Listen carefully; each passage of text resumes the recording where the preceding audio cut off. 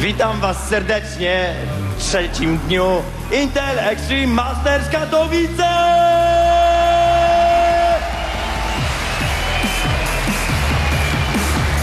Wczorajszy dzień był niesamowity. Jeżeli widzieliście ostatni mecz, to chyba wiecie, o czym mówię.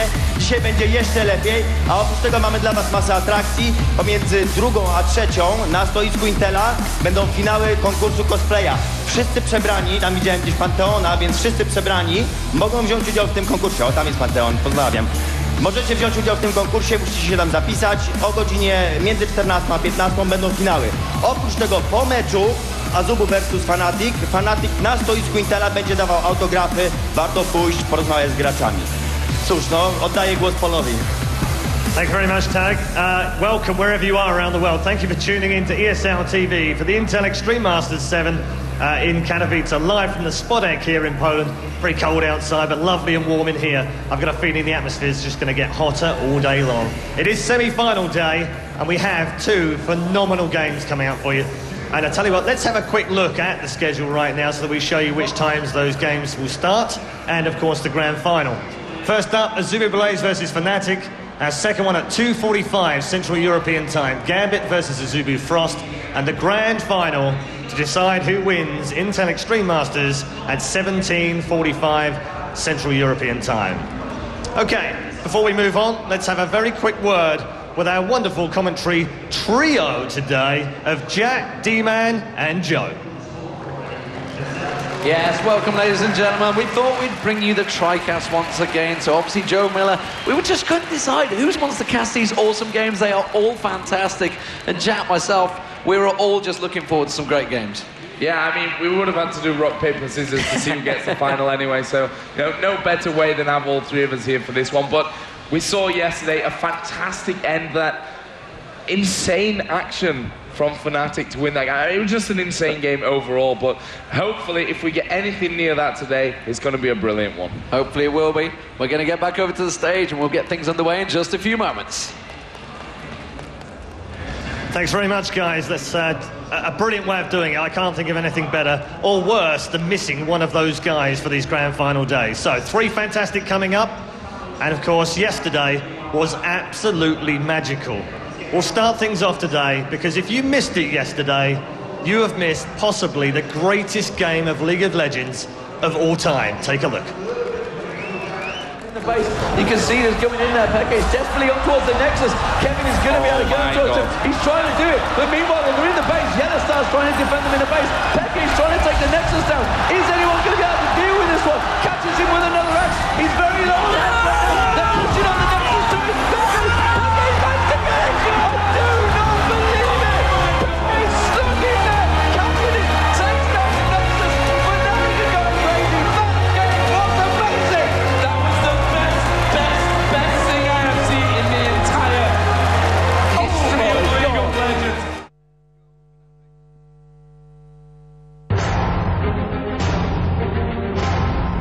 Zapraszamy fnatic Red Goal!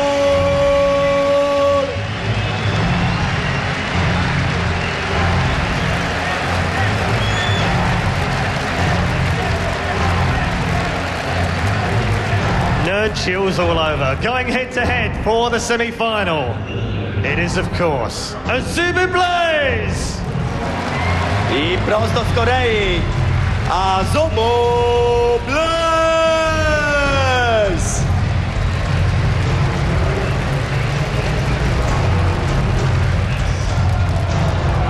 Wow, I have no idea how this is going to go down, but I've got a feeling this is going to be an absolutely magical day. I'm just going to get a very quick word with you, X-Packer. Yesterday was utterly amazing, but you've got to put that out of your mind now and concentrate on this semi-final. Yeah, this is another game. They are really good, and I hope we can play perfect and beat them. Well, I think the crowd hope you do as well. There's so many signs in the audience. What do you think of this Polish audience? It's fantastic, right? Yeah, that's crazy. Everyone here is fantastic. Oklaski dla Azubu Blaze I fnatic Red Goal.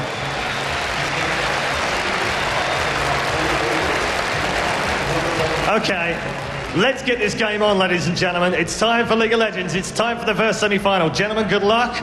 Let's throw it over to the analysis desk to break things down for game one.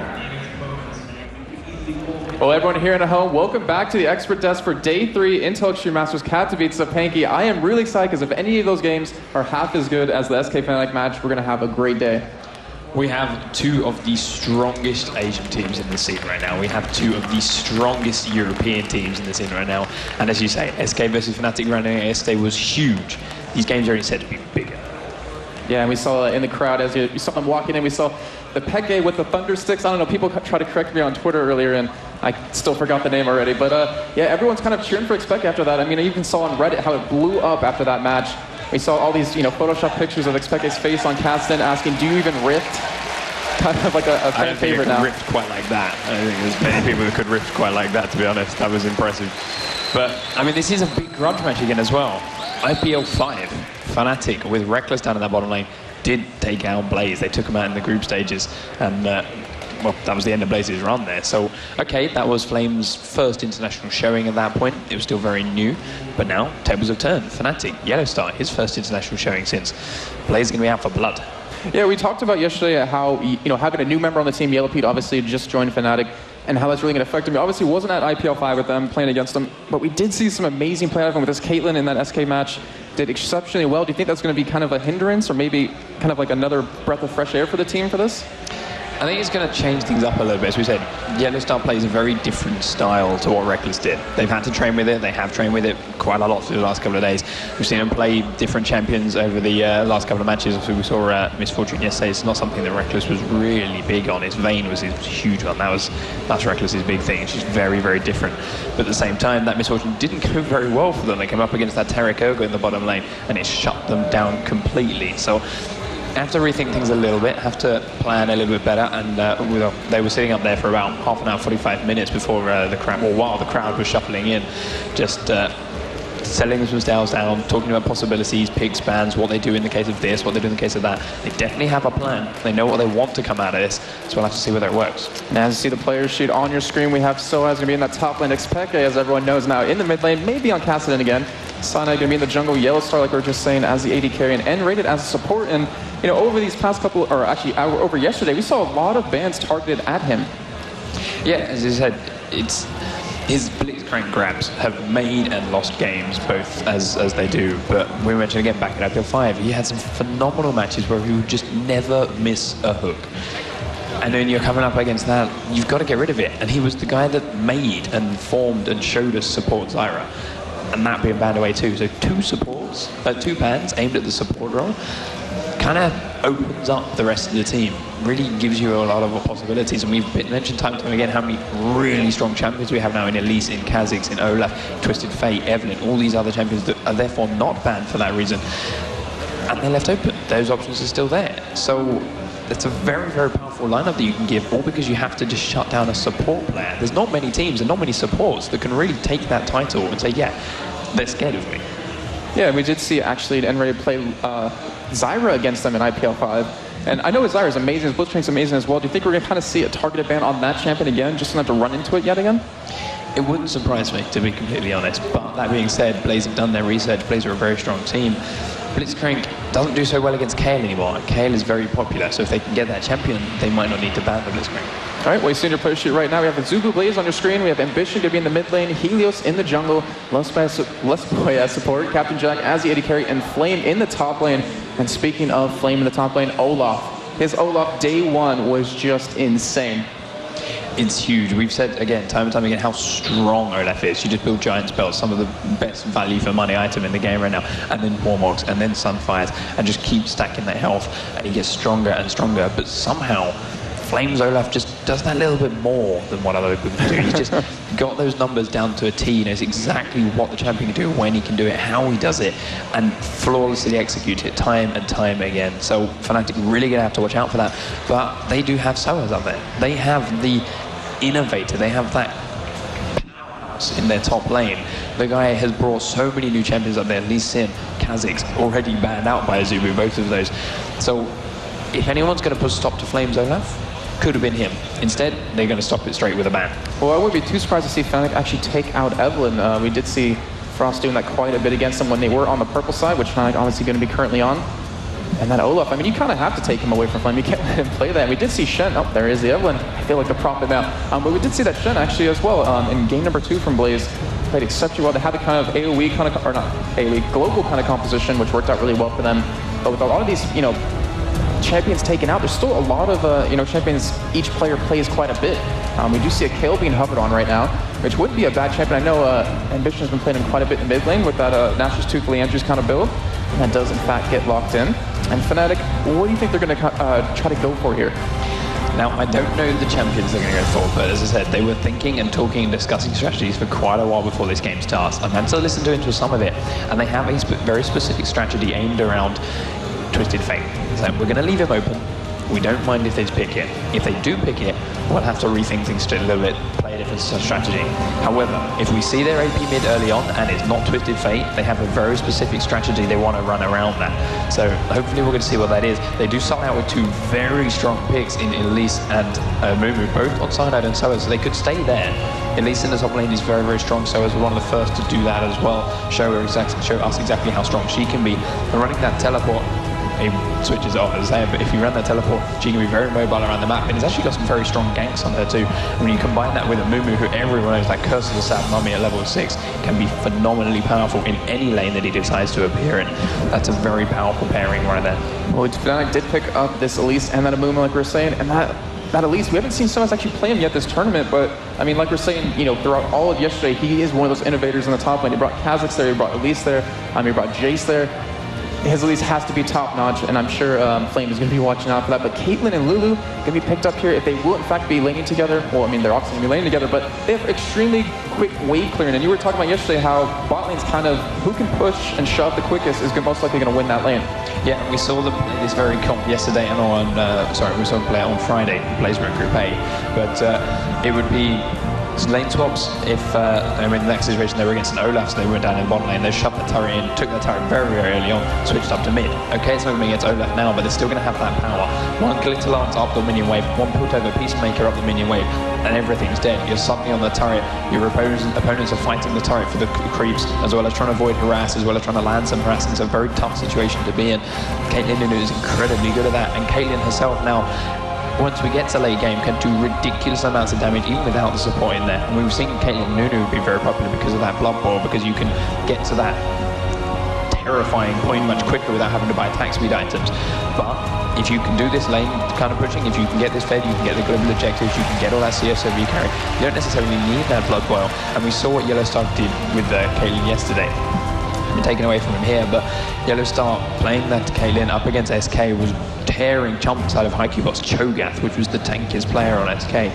And now that Azubu have taken that early, Fnatic have had to answer with something a little bit unorthodox compared to what we've normally been seeing in the current meta. Kog'Maw, it's kind of fallen out of favour for quite a while now. We did see Mackler, in fact, play it at IEM Cologne. That was probably the last time I think I've seen it in competitive play. Did very, very well with it, very, very devastating. But that was pre-season 3 patch. Everything's changed now. He's come back in here. They do have a very nice comp for looking after him. You've got that Zyra ultimate to zone them out. You've got that Mumu ultimate to zone them out. Here they're going to have Soaz leaping all over the place, cleaning up these low health champions that are trying to run away from Kog'Maw. But he still doesn't have an escape. He's still very squishy. So it's still going to take a lot of coordination and skill from Yellowstar to avoid all that damage coming out of Azubu. Well, we do have Mundo and Nearly picked up here. We did see Mundo actually played in game number 1 of day 1 against Gambit Gaming. It worked out quite well for them. And we'll see how it works out for them here. And we did see Fnatic actually hovering, or kind of just, they seemed caught off guard by seeing that Caitlyn and Lulu pick up, because they took forever. They were down to the last few seconds before they picked up their champions. But we'll see how that ends up working out. Now Fnatic with their last pick here. The last pick, which could be anything too. Peke has that Zyra. Yeah. Peke can play that Zyra AP. Yes, he can. And with her Zyra comping then it's possible. But then they could switch it to unrated, which would allow him to pick the AP here. And Twisted Fate's been left open this entire time. And they've got it. See, to me, that is a ballsy pick. You're playing a champion who is the counterpart's favorite champion in the game and plays it most often. If you don't play well with him, I mean, you have to imagine that he knows every way to play or to outplay him. You have to do something special there to really catch him off guard. But we do have, I mean, nice global presence out of him. Obviously, at level 6, he will have those easy inks in the bot lane, so to say, with that Zyra, if he can land those grasping roots. But Caitlyn obviously going to run that cleanse, so it kind of, we'll counter that a little bit. Then again, top lane, I mean, as well, Elise, very good champion, very strong, has a really high percent executes. not to mention has that cocoon to really lock down a champion. Looking at that, Flame's running barrier. It might still switch in the last couple of seconds. We'll wait and see. But I like the thinking behind that. You think, okay, at least she's got steady harass, long range harass, using that venomous bite just over time, taking them down. Switch to spider form, uses a lands on top of you, execute damage, percentage health, nuke. If she's in the middle of that animation, you pop barrier, suddenly you're alive. Now, provided she's used all the cooldowns, you could either turn on someone, in Millie's case, switch back to human form, giving yourself a quick heal, get yourself back in and really start to turn it onto Soaz, or more importantly, just keeping yourself alive. So it's a nice idea. We'll see if it actually works with Flame. We'll see if Soaz has played against that, because barrier has been a big thing on AD carries for quite a while, but seeing it anywhere other than that, it's not something we've really seen over in the West at the moment. Yeah, very true. And Pecky, real quick, who do you have to win this game? Who do I have to win this game? Fnatic. If they can take this game, they can keep holding on during the lane phase.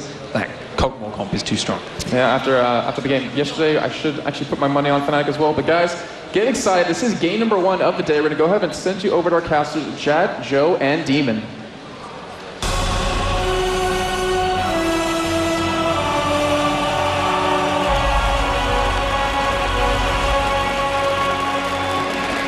We are live. It is the semi-finals here, the League of Legends, Azubu Blaze versus Fnatic. And wow, what a game this could be. Interesting picks and bans straight away. Level 1 could well happen. Possible invade already coming, Jam. But take us through what you think could well happen between these teams. Well, right now, it's really just a matter of the level 1 prep they've done. It looks like Azubu's walked clean through a ward, and Fnatic might look to make something happen early. They have a lot of level 1 crowd control. Zyra, Elise, and TF can all change. Here we go, Lustboy in trouble. Stun card comes down. This could very well be first blood, but Fnatic not got the damage there to follow up. Lustboy escapes with his life. That was a close escape. Fnatic doubled up a little bit, I think, and Rated may have missed his route a little bit, and they didn't chain all 3 just right. That could have easily been a kill on Lustboy, but as it was now, they didn't even burn a flash. So level 1, again, results in pretty much nothing happening, except Xpeke actually had to use his own flash and ignite. We're seeing the traditional Korean style from Lustboy here. Hasn't gone boots, just gone straight, flat out, bunch of wards. Wanted to get every bit of vision he could. You can see the ward in the top, the ward in the bush, just by the wraiths. And as it stands, we do look like we're going to get some traditional lanes coming out. So, Jack, let's start looking through these lanes. To start with, it's going to be Nidalee versus Elise in the top lane. That's going to be the really interesting one, because Flame has been almost Azubu Blaze's weak point in the past, but he's really ramped up his game, especially in the few games they had against Azubu Frost in the OGN, and in this tournament specifically, he was dominating the top lane matchups. Nidalee and Elise are both incredibly strong laners. They're kind of 2 champions that neither have true ultimates, so all their power is in skirmishing. That's going to be an extremely dynamic and interesting lane to watch. Blue buff here being started off, but Jack middle lane. It looks like we're going to be having a bit of a switch there. And the interesting thing about all that is Ambition took blue buff on Kayle. So even though it looked like they had the early good starts, they completely switched it up. Helios running through to probably counter jungle Mumu because they have so much pressure here. And now they're just going to take Ambition down to the bottom lane. So all our standard lane matchups, aside from the top one, are completely different. So as it stands, you do see the duo lane. They have had a switch around, so they're going to force it down the bottom. Lustboy, though, on the full invade here. We're seeing Helios going to try and take the red away, and there's nothing to stop him, really. They know that they're there, but they're just not able to react to this one. So we are seeing Ambition, the mid lane, and now going to go down to the duo lane of N-Rated and Yellow Star on Cogmore. How much of a power machine is Cogmore going to be coming into this? Right now, he's not that powerful, especially because Zyra doesn't really beef up Kog'Maw. If that was a Nunu Cog lane or even a Janna Cog lane, they'd be able to get a lot more aggressive. But as it is now, this is what a lot of people have done when they run Kayle. They do the 2-man mid, and Kale's a really good 1v2 farmer just sitting in the tower, especially with the blue buff, because the mana constraints won't exist for her heal, which usually does if she doesn't have that blue.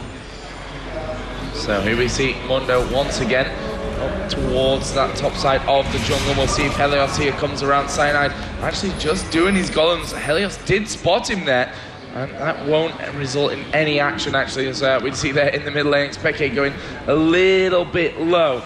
Just from that frankly amazing harass that you have with the range of Caitlyn. It's going to be really hard for Xpeke early. You can see his turrets already starting to fall. That is one of the strongest 2v1 lanes you could pick in what Azubu has with Lulu and Caitlyn. It's really going to be, he's going to have to pull some even more magic in this game if he wants to just survive in this lane and become a factor.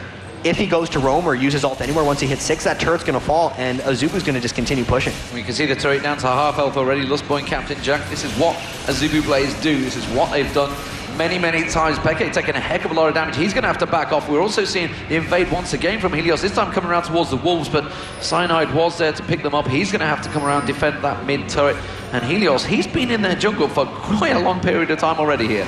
And it's a pretty impressive opening by Azubu Blaze just in general. They haven't shown the gold lead quite yet, but you can see the pressure really accumulating in all the lanes. Nidalee set up shop in the top lane with a bunch of traps in the brush. Mid turret's going to fall any second now, and Kayle is doing just fine in the bottom lane. And that middle turret, we talk about so often about how the outer turrets are super important in terms of vision, and none more so than this middle outer turret. And for such an early stage of the game, I mean, we're just about to hit 5 minutes in. How much does that impact on Fnatic's game as a whole to lose that middle outer turret so early on, Jack? It's huge because Xpeke is not going to be able to do much on TF if he's consistently trapped at his second turret from the mid laners, and all of that was made possible because of the heavy counter jungling that Helios did onto Cyanide. There was no lane pressure at all to be able to stop that 2v1 mid, and I'm going to look for them to continue to do this now going down bottom lane. Okay, so how much of a balance, bearing in mind the two APs this time have been the ones that are kept at the same level as the AD, the duo lanes. As it stands at the moment, the two top lanes are going to be the higher levels. We're seeing Cyanide potentially going to sneak in towards the top here. There's actually no vision of him. He's going to come around. Soaz is already on towards Flame. The Ignite going down. Cyanide hasn't used bandage shots. They're going to time it very nicely. This could well be a first blood. No, Flame is going to get away from that one. Very no time. They didn't quite time the two stuns together. Slight escape. It was a really good timing on the gank, knowing Flame hadn't hit level 6 quite yet and he wouldn't be able to pounce away. But with the double defensive summoner spells that he's brought up top with Barrier and Flash, he was able to just kind of brute force walk away from that gank. And you can tell just by Flame's summoner spell choice and the fact that they're kind of leaving him up here, he's going to look to be a pest the entire game. He's going to probably build an extremely tanky Nidalee and just sit up there sucking Fnatic away and allowing the rest of Azubu to play a 4v5. You can see it down in the bottom lane, we've seen that switch coming around. Obviously after Azubu Blaze did pick up that middle outer turret, and now they're going to put that pressure down onto the bottom. You can see that already chipping a good quarter of the health away from that turret now. And Yellow Star and Enrated here probably going to have a little bit more of a challenge in this bottom lane going forward. It's a little surprising actually that Captain Jack is that far ahead of Yellow Star in minion kills, considering Azubu's been the team that's pushing. Normally if you'd go all in and try to shove turrets, you fall a little bit behind on farm, but that's just not the case right now for Azubu. Cyanide's trying to sneak in there. You can see the ward in the tri-bush, so they've already recovered that one. Meanwhile up top, they're going up towards Flame. This time they should be able to finish him off. They do manage to get the root. First blood for Peke, and the crowd loves that one. They really needed that kill, and well executed. That was a small window where Ambition hadn't pushed up mid lane enough, and Flame still was pressing up despite losing his summoners from the previous gank.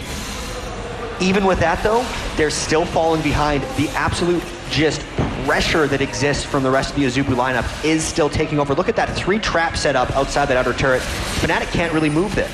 Yeah, can't push out whatsoever in this bottom lane. Captain Jack and Lustboy here. We talked about, or at least Jason and Panky talked earlier on about how good a Lulu Caitlyn lane is in terms of pushing those creeps right up there. And we're seeing that time and time again here. Seeing now Fnatic going to be gifting their blue buff over to the man that picked up that first blood for them there, and the hero that's actually kept them in this tournament yesterday, if we think back there as well. But look at this bottom turret. It's almost gone, and that's going to be turret number 2 within this next probably 2 waves. Just artillery machines down bottom. Nothing really stopping them right now. The good news for them is Captain Jack is out of mana, so they might not be able to spam down the waves fast enough, but they're so low in that bottom lane that they might not get it. As we see a bunch of posturing in the jungle, they might be going for Xpeke, but Helios just isn't strong enough right now to do that. They put a ward on the red buff as well. Meanwhile, down the bottom, Enraid's in all sorts of trouble. The exhaust on towards Lustboy. Is Yellow Star going to help him out, though? He might be able to pick up a kill off the back, and he does manage to get the passive onto him. Lustboy should go down to Yellow Star, and it's a trade. Support for support, but it's the AD carry that picks up the kill. And after that, they got the tower as well, so the pressure is continuing to build. Helios, jungle's gone. You have no reason to be there, guy.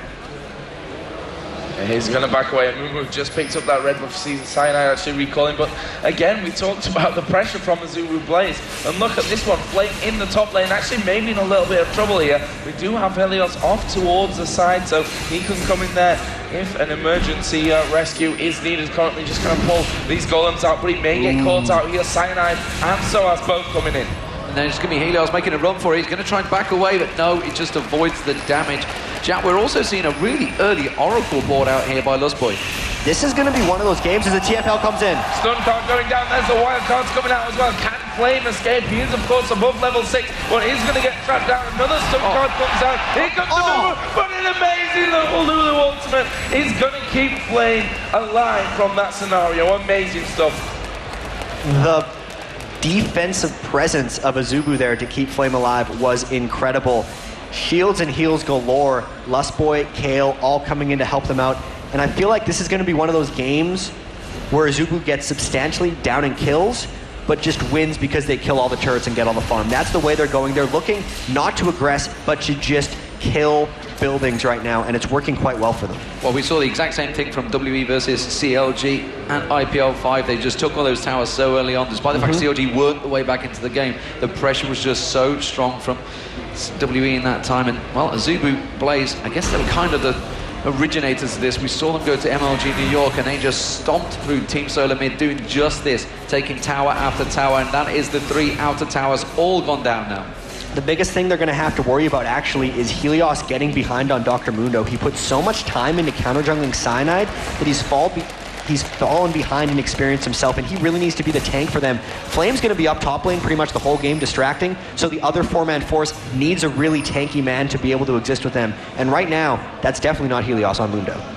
We've just seen Helios to talk about him picking up a pink ward there, even though they do have that Oracle still in the lineup as well. So we're going to be able to ward weed all of those wards completely out for Fnatic. Obviously, Dragon is still there. We've not quite seen it being attempted just yet, but something tells us that's not going to be far away. With the 3 turrets down, everyone's gone back, bought in some big items. You have the BF sword on Caitlyn, you have the Stinger onto Kale. They're just mobbing that dragon. The coordination is there. I wonder if Fnatic's going to try to stop this. They're not quite in position though. They're going to try and poke it from range, and Cyno stands straight on their trap. It is going to go down. They just need to back away. There's nothing to gain from this one. Cyno is going to have to be forced to flash away. And Azubu plays once again, win out on the spear, even landing on towards Flame there. Just having to avoid the damage.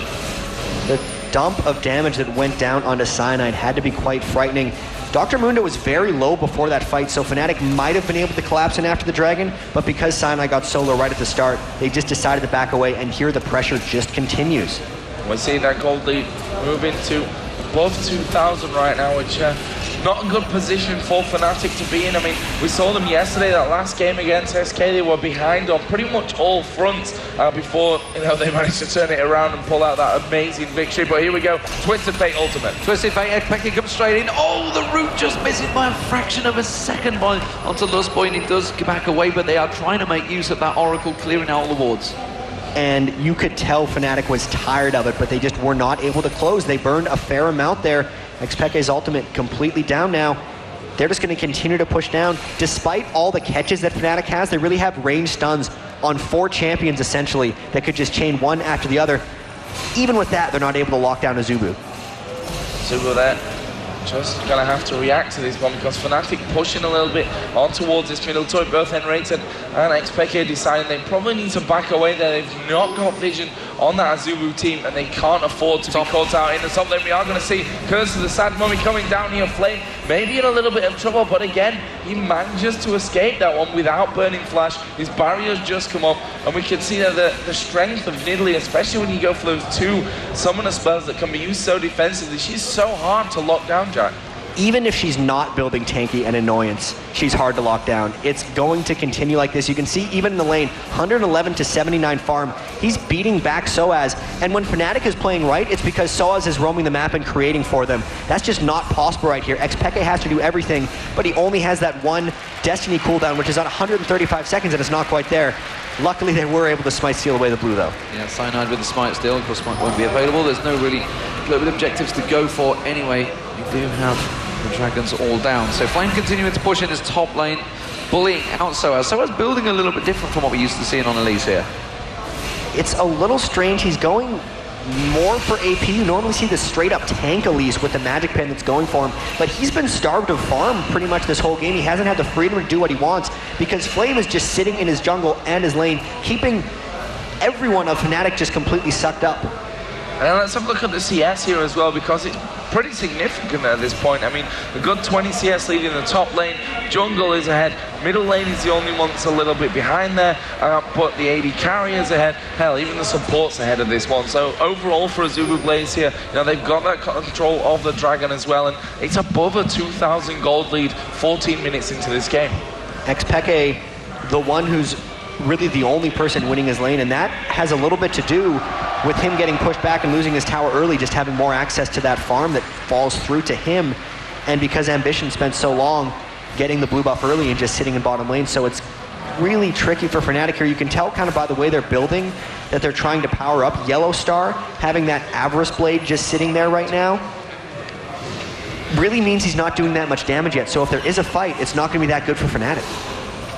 As it is at the moment, you do see Elise returning from that mid. He's actually went for the Halting guy, so he did go for standard build after all. He just decided to get the 2 bugs at the same time. Maybe he just double-clicked, I don't know, maybe he just made that error double-clicking. Oh, Ambition's going to get caught out here. He's well away from the rest of the pack, but they can just, again, catch Red on this. Captain Jack's now the target from SOAS, but they can't get close enough. And Captain Jack quite happy to walk back in, lay down a bit of damages of his own.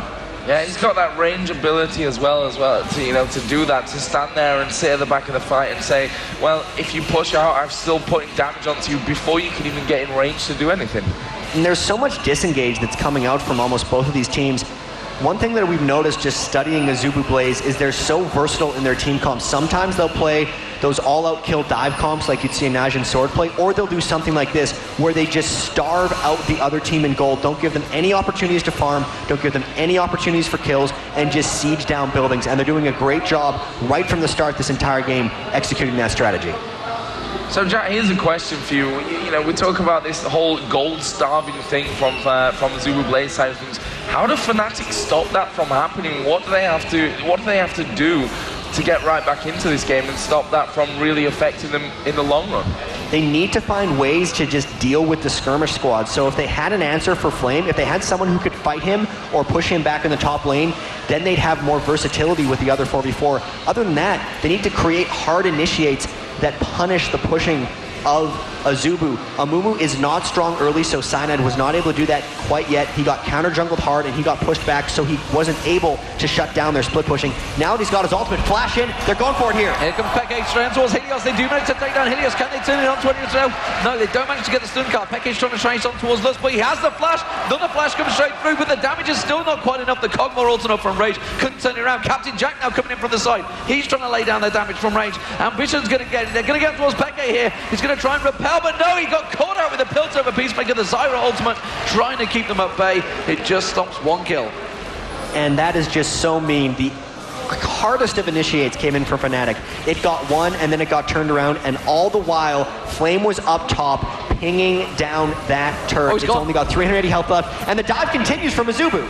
Ambition not messing around here, getting straight in there, and whilst not picking up that kill, whilst in the end picking up that kill, does manage to get it with Ignite in the end. It's forced them away from this turret. It's almost down, and we can see their Flame in the top lane has now taken down that inner turret, and this is just amazing, amazing play. Not to mention either the fact that Nidalee that whole time was in the top when SOAS had to react to that fight in the middle. He's now 50 CS ahead of Elise in the top. And 5 turrets to 0, you're just seeing everything collapse in. Fnatic wants to be able to suck in and fight 5v5, but they're just not allowed to. They're completely constricted to their base. Another dragon, another giant objective going down here, and this is another one of those textbook games by Azubu that they're playing right now. It just seems to me that Fnatic wanted to keep it in the lane phase longer, and they've just not been able to. And now they're actually just getting pushed everywhere. They've only got one inner turret left. The rest of the base is just decimated. 5 for 0 in terms of turrets, and they're not even come really close to taking any of the turrets down. That's the problem. So how are they going to do this? What are they going to do? They've got to sit, they've got a turtle. They're obviously going to be able to defend their inhibitor base a lot better. But the split push, how much further can this really work? It's reaching its breaking point, in all honesty. They are so far down in gold that they need almost a whole team to chase out Flame from a split push lane, which would mean the other 4 members of Azubu Blaze would just be able to go in and take more turrets at that point. And if they even reach up in a 5v5, it's going to be close just because of that 6,000 gold advantage so early on into the game. Fnatic needs a lot of time. If they could maybe hold at their inhibitor turrets, that would be enough, but because they're sitting at their inhibitor turrets. That opens up Baron, their red buff, their entire jungle, which is continually getting stolen, and it's just not really working out for them. They pretty much need another flash initiate from Amumu, and maybe they could get something to happen, but they're just so split up, it's not really working. And we've seen that jungle taken around for what feels like 10 minutes by now, that Azubu have been in that Fnatic jungle the entire time. We can see there that Elise going full penetration build here with Elise, but 50 CS behind. Can they really hold up to that? And especially since the fact that Flame is split pushing the entire time. And you look at the Elise build, yes, the Liandry's Torment kind of works, but he's only got 38 magic penetration. Flame has 202 magic resist. You're not getting through that. I mean, you have your haunting guys. You have to go, if he's looking for damage, he needed to go for a Void Staff, not for the damage over time from the Liandry's Torment. He just doesn't have enough gold to make those choices as they try another hard initiate. Another hard initiate towards Helios, but they do not get it, and again he just walks away from that one. Just strolls off, didn't even need to use flash, and that was just desperation move. Ultimate's used to try and get in there. Bandage toss came out, well, it's a bit of a waste for Curse of the Sad Mommy as well to try and get that one kill. So Static Shift just been picked up by Yellowstar. Yellowstar was kind of the saving grace against SK Gaming yesterday. He was really the power behind Fnatic. Luckily, Cyanide didn't use his Curse of the Sad Mummy there. He did pop his Reverie, though. That's just a glass cannon Amumu build. He's going to be popping immediately as he goes in. And yes, Yellowstar would be the saving grace, but it's almost too much to ask for. There's another turret taken down, 6-0 now. We're not far away from hitting a 10,000 gold lead for Azubu. And I actually wanted last night to find a different way to describe a well-oiled machine, but I couldn't find it. Meanwhile, everyone's going to see Flame under pressure. They're piling straight onto him. They should be able to get the repel straight to him. He does. It's only Soaz that's keeping up with them, though, and only just at that. And he's just going to run away. He's going to get the root out. Can he land it? That's the question. This has to be an important route. He does manage to get it. Is Peke going to get close enough? The Ignite goes down to him, but again, it's just not enough. Lustboy braving it in towards that bush there. They didn't follow through. Meanwhile, in the mid lane, they're continuing to push on the inhibitor turret. As I said, well-oiled machine. Need a different way to describe, but it's the same as Twisted Fate going to ulti in here. They've gone on towards Helios, who's, well, he's Mundo right now. He's got that giant spell in there. They do manage to get some bandage toss this time landing. There's the ultimate coming out of Kale. Curse of the Sad Mummy goes down. Cyanide goes low. Helios has managed to survive, and Ambition is going to go forward. Here comes the ulti. It's kill for kill in that lane. It's Cogmore that picks one up. They've taken down Twisted Fate, though. But while this is all happening, Flame's continuing to push the bottom lane. Azubu Blaze is just running away. They're outflanking and outmaneuvering Fnatic, which is funny considering Fnatic is the team with Twisted Fate. Normally you pick TF to do those sort of things, but the rest of the composition working around Twisted Fate doesn't quite work there. Azubu knew exactly what they were doing when they let Twisted Fate through without the pick or ban. See that CS again increasing Nidalee, not being involved really in anything in terms of team fights. It's been Fnatic that have gone as a team to try and shut this Nidalee down, but super mobile, those defensive summoner spells. Flame has managed to stay alive, only died that one time, and he's just going to continue to farm and to push and to farm and to push, and Fnatic have to deal with it at some point. It's a really nice champion that Flame has added to his repertoire. When he first started playing top lane, he pretty much only played Aurelia. That was the only thing he knew how to do. Maybe he could play a bit of Jax, and he's really rounded himself out. He's practiced at the international competitions where, Azubu Blaze lost to Fnatic in the group stage. They had a pretty poor showing there from Azubu Blaze's standards, finishing 4th in that tournament, and they look so much better early on here.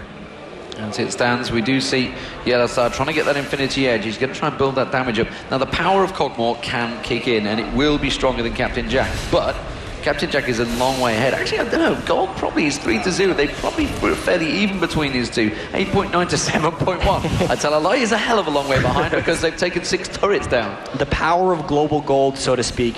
On top of the 6 turrets, it's been a couple of dragons, and now they're working around Baron. Lustboy is just chugging Oracle after Oracle. You can see he actually, one just expired on Lustboy. He had another one sitting on his inventory, popped it again. So they're just completely controlling the vision of the map. They might just work around Baron, wait for everyone to chase down Flame again, and then go for it. Because again, they're trying to get Flame, everything being burned.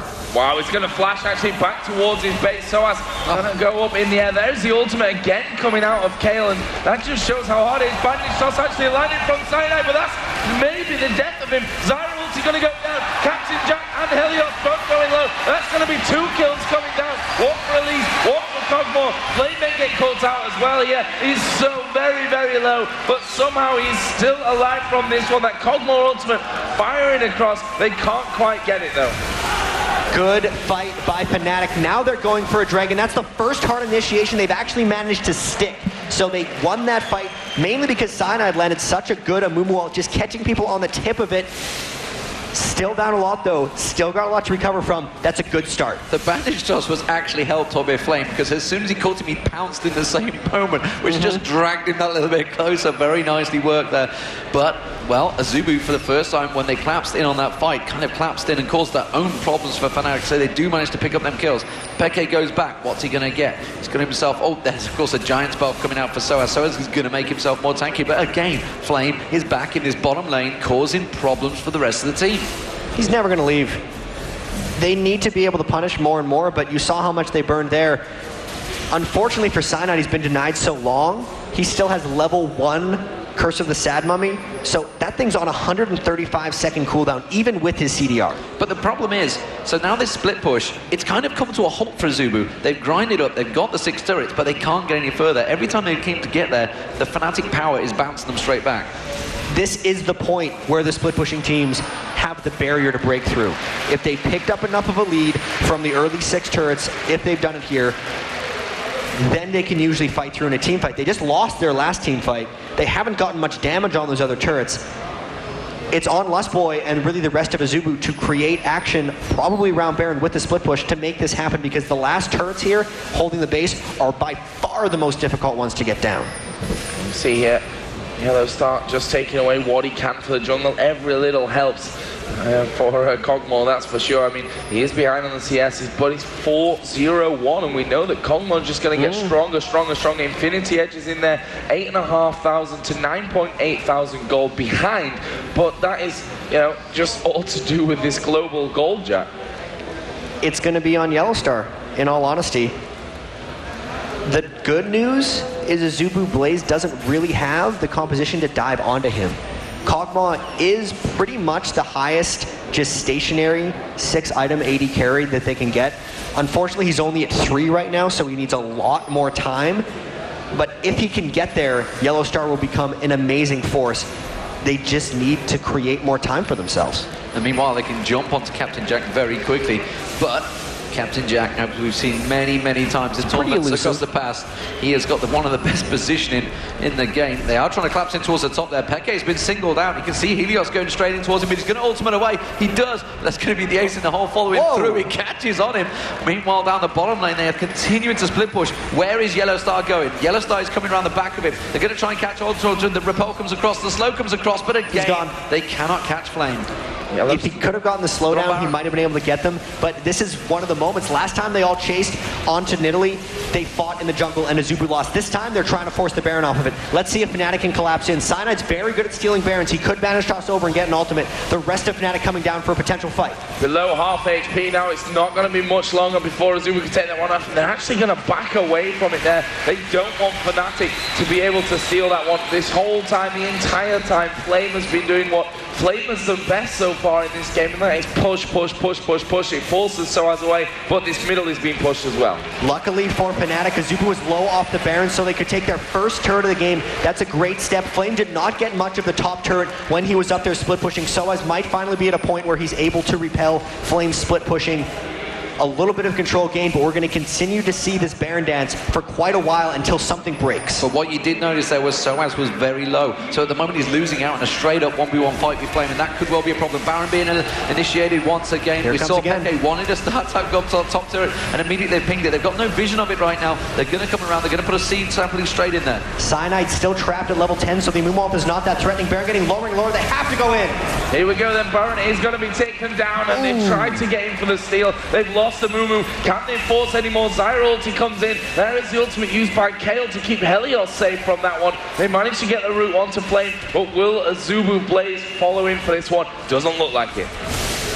Something may have finally broke there. They went for the Baron straight after the first attempt failed seemed to catch Fnatic a little bit off guard. Cyanide had to go in before the rest of the team could follow up, and he was so damn squishy that it almost looked like his ultimate didn't go off. Look at the poke from Caitlyn, and here they go. They might dive. Lost Boys going in there. You can see Helios getting on towards Yellowstar. Yellowstar taking out very low, but they have taken the turret down, even though on the background they're going to go towards the inhibitor as well. The rest of the team, Fnatic having to back away. You saw that sniper shot coming in, and well, Yellowstar immediately having to back off, and that's the first inhibitor of the game for Azubu Blaze. Once the first one falls with something like this, it's going to be so hard for them to hold the other ones. They got that with the first little bit of the Baron buff, so they still have 3 more minutes of just almost free pushing that Fnatic is going to have an extremely hard time to hold off. Fnatic going to have to bunch up with this one and, well, do it as a team, to be honest with you, because they can't handle it really any other way, being that far behind. But as we've seen, 4-0 on Cogmore, Yellowstar is going to be absolutely critical in trying to hold this one. And, well, it's not an easy task for them. We've just seen the Infinity Edge being added to the Bloodthirster Shiv combo that Caitlyn already has, and that range when it comes to pushing turrets, especially I'd say the inhibitor turrets, is perfect. It's really going to be great for them. Caitlyn now becoming stronger than Yellowstar, at least for the time being. And you just look at the lane differentials in farm. Flame 90 ahead of Soaz. And it's not like Soaz has been doing much wrong, it's just that he can't do much against the pressure here. He's constantly sucked in other directions, whereas Flame gets to free farm wherever he wants. The Dragon is up, and it's looking like Azubu are going to take this one for free. There's not a great deal that Fnatic can do to try and repel against this one. Instead, they're just in straight panic defense mode, trying to keep that base up. They still have the perfect ultimate combo they could try and land, and it could maybe pull something out. They have the super minions being pushed up to the base, so they're going to get the farm from that. They just need to worry about the top and bottom lane, and they just need to worry about that Trinity Force just being picked up by Flame. I can't believe how far behind Cyanide is in this game. He's got 5,500 gold on Amumu. He's got 55 minion kills, 31 minutes in, and he's still not level 11. He is very much a very sad mummy right now because he can't do anything. He is completely constricted. You saw in the Baron, he tried to dive in and basically got killed immediately. He didn't build any gold per 10, aside from the Philosopher's Stone that he quickly upgraded into Shirelia's Reverie. It's really, really hard when you can't even rely on your Amumu jungler to do much. So, can Fnatic hold this next push that will surely be coming out from Azubu players here? We can see that Mundo got that Warmogs in there, got the Aegis. He's very, very tanky right now, and well, with the Kale ultimate in there to really save his bacon, if it comes to that even, with his ultimate running himself, he's obviously going to last a very, very long time when they're pushing here. This is something that Fnatic really need to do something about. Azubu now going to push his bottom lane out as well. They've got the minion wave coming in. Flame is just going to do what Flame has done time and time again already in this first matchup here, and that is push that top wave out. This is actually the last wave that Azubu Blaze is going to have the Baron buff with them. If they can suck away a member, they know that Italy's top. They try to get the initiation, but the ban is missed. But again, Helios is the front man they catch on towards West. Pecky going to towards, going to the top, just going to try and defend it out there. And well, that may leave the bottom turret in a bit of a problem there. You can see Captain Jack trying to put the pressure straight down. And again, they may try and force it. Like you mentioned, the Baron's still on. They want to try and do as much damage as can. They've taken half the hit points off that turret already. Baron now gone. They just continue the pressure. However, Helios pops his ultimate just for the sustain. If an initiation comes, they have plenty of shields to probably repel it and just run away. And there's the crack. Flame just took the top turret. Flame is pushing. He's been a thorn, to be honest, in the side of Fnatic throughout this entire game up until now. And I guess his team has just said, you just keep doing what you're doing, Flame, because right now this is something that's opening so many doors for us that, you know, Fnatic have got no way to push out of their base. They've had pretty much no jungle since about 9 minutes into the game, and that's another thing that Cyanide's really had trouble with. They've not had the freedom inside of their own jungle. Azubu Blaze had a plan A, and they never had to change strategy. Everything has worked out for them in this game. Not many curveballs have been thrown. Now a desperation initiation coming from Fnatic. Because the Sap Mommy's out, but you can see where's Helios taken down very low, but Lustboy also targeted, but again they just turn around because Captain Jack is the damage as his ambition, and they can't get close to them. Strands on the trap, and that is all they're going to get. Meanwhile, Flame is just beating on the inhibitor turret. It's a Nexus turret. Luckily, they didn't get the third inhibitor turret, at least for Fnatic. but that was just a poor showing. That was another 5v4. They burned their Mumu ultimate. Synet had finally hit level 11 and gotten in, but you can just see the oomph isn't there. They can't close anything onto Azubu Blaze. Complete control. If you look down the CS there, it tells well, a big story overall. I mean, 329 to 219 from the top lane is the jungle. It's just such a massive, massive difference. They've had, as I said, control of that jungle of fnatic for such a very long time. I mean, fnatic are ahead in kills, but the fact is that this game's not been about the kills, Jack. It's been about taking those global objectives, and for Flame especially, just pushing, and splitting fnatic up when they have to defend.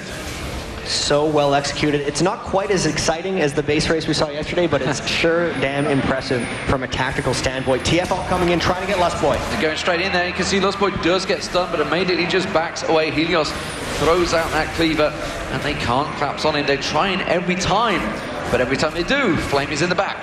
Gotta be frustrating. Yeah. Just chasing down Lulu constantly. Can't catch her. She just runs away, speeds herself up, laughs a little bit. What do you do? They cannot control whatsoever. Again, Azubu just looking so good. We kind of talked about this on the way home yesterday, that it almost looks from a lot of the Azubu games from both Frost and Blaze, the way that they played is almost like they're following a script that they've written before they come into the game, and everything is executed so perfectly well. It's so weird because they actually don't usually do the same strategy game to game either. So Fnatic's going to want to prepare for what just happened to them, but they're going to get hit by something completely different in game 2. And you can see Soaz trying to keep the chase on towards Flame, but as has been the story of the game, you just can't catch that pesky Nidalee, and he's just going to run away again. So, Jack, we're looking like it's going to potentially be an Azubu Blaze first game. What sort of bounce would you look at? Anything based off this game? Maybe Nidalee. It seems like that's the linchpin of the strategy. There's not many champions that would be able to pester up top lane quite as well as they did here, because even now, Flame isn't even comparing the Baron. He's sucking up Yellowstar with that. You can see 3 members actually going up, and Azubu Blaze is picking up a free Baron for it.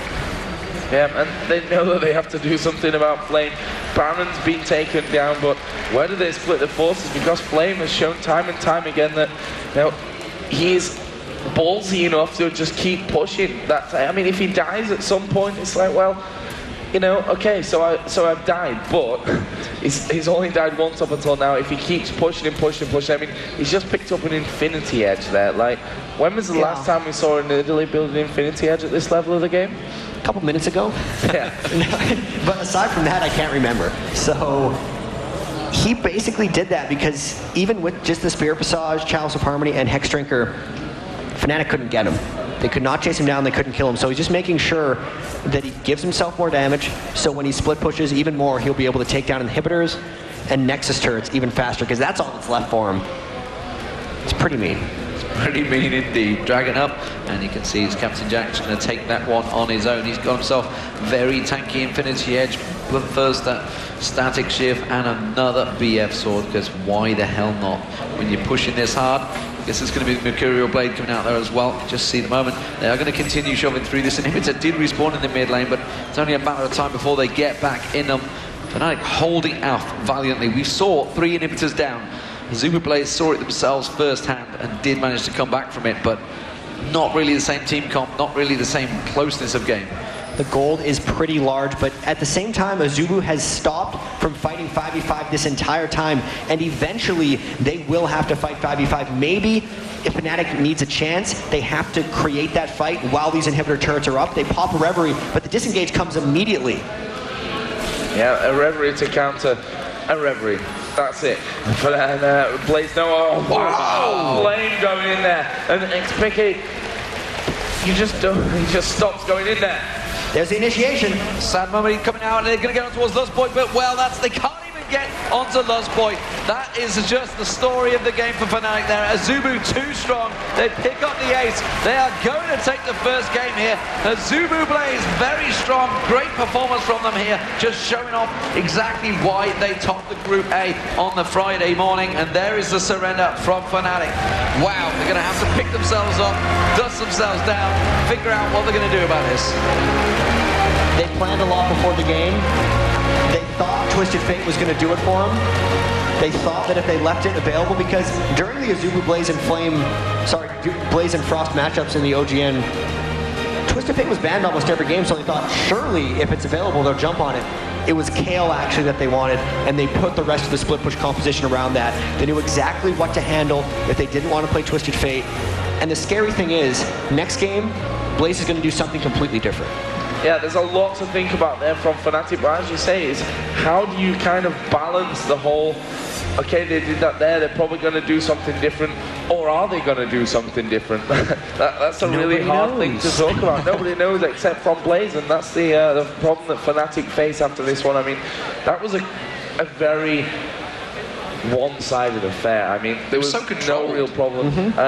The lean, mean split pushing machine, which that was my answer to a well-oiled machine, and I still couldn't get that one out in the end.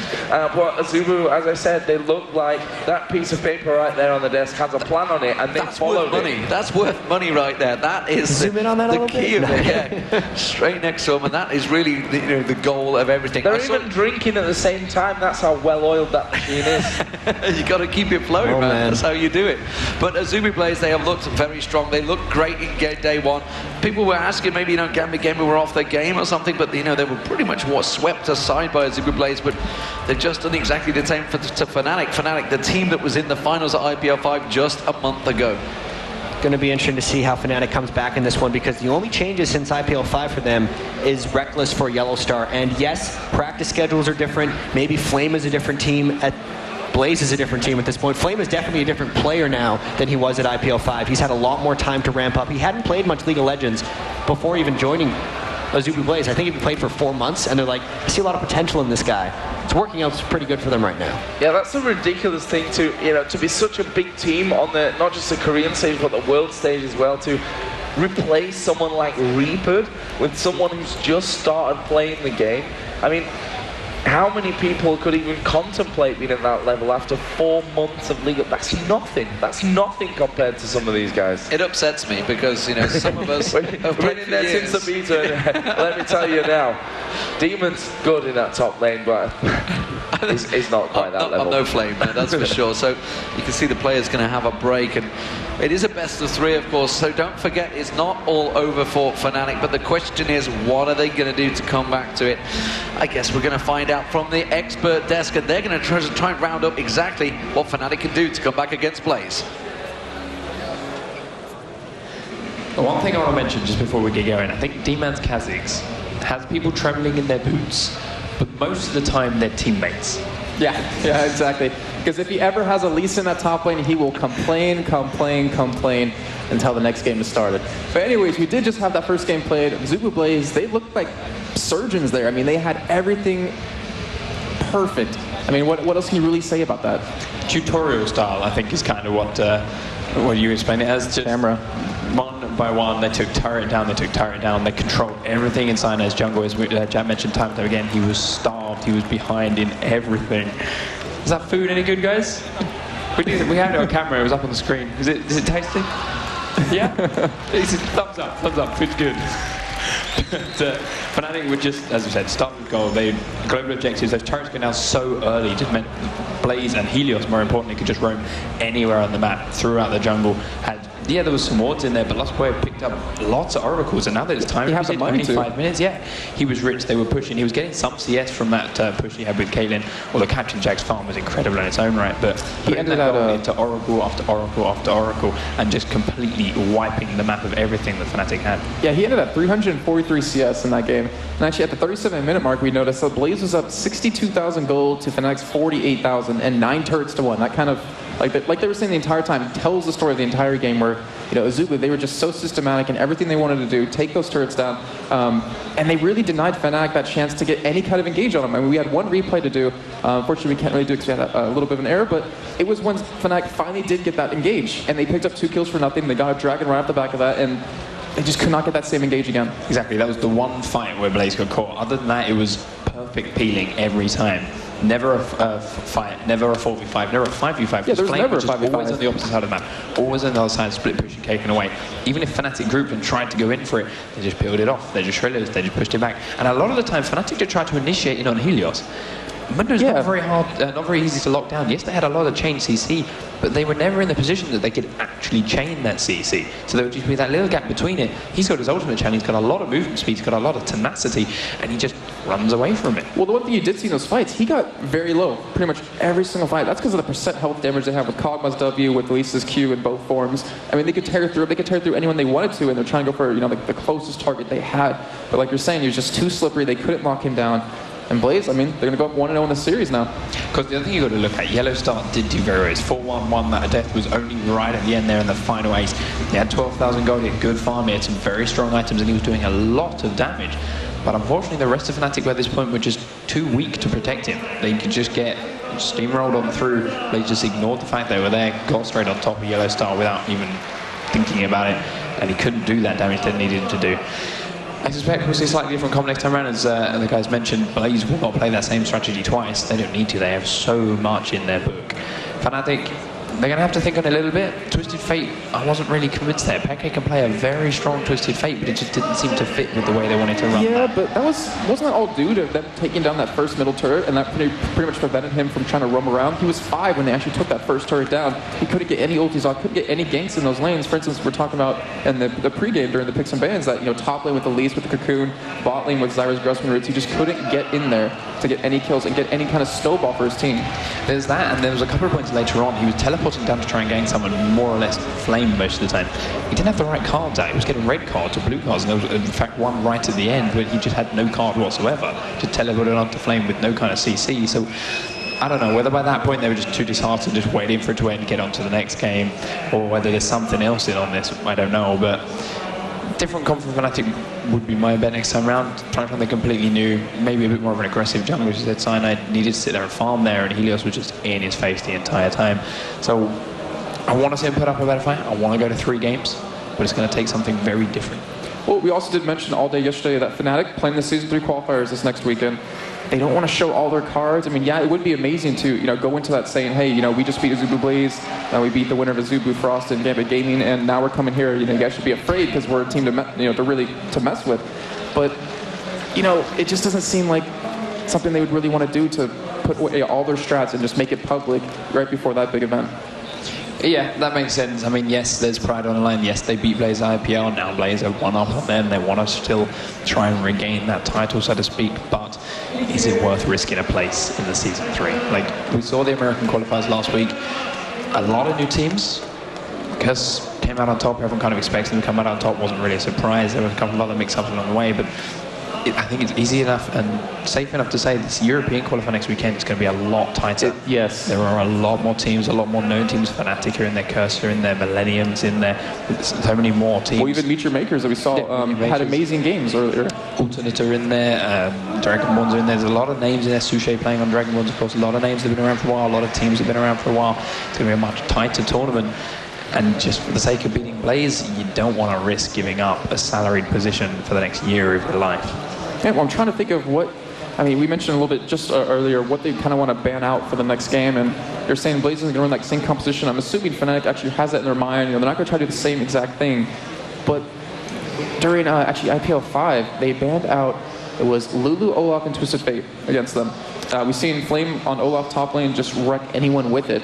We saw Lulu constantly banned out. Lulu actually gave him a hard time that game where, you know, you get someone low, yeah, but then with the ultimate from her, with the slow just around him, it was really hard to chase and really hard to get any kind of follow-up engaged. As I say, Lulu was a big part of that composition. Not only the fact that she helped Caitlyn push the lane so much, but the fact that she was so slippery, the fact that she could just roam around the map with her movement speed buff, not get caught, clear out so many of their wards, had that ultimate to try and save that one person that every now and again got caught.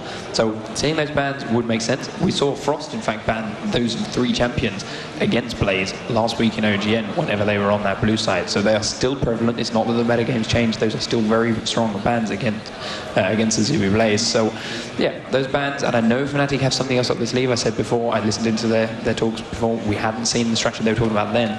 So there's still something they can play. We'll just see whether it works. Well, Flame has shown time and time again now that, I mean, you can ban him out, but he'll play in Italy, which he's been working obviously right there. But guys, we're going to go to a commercial break. We'll be back with game number 2 shortly.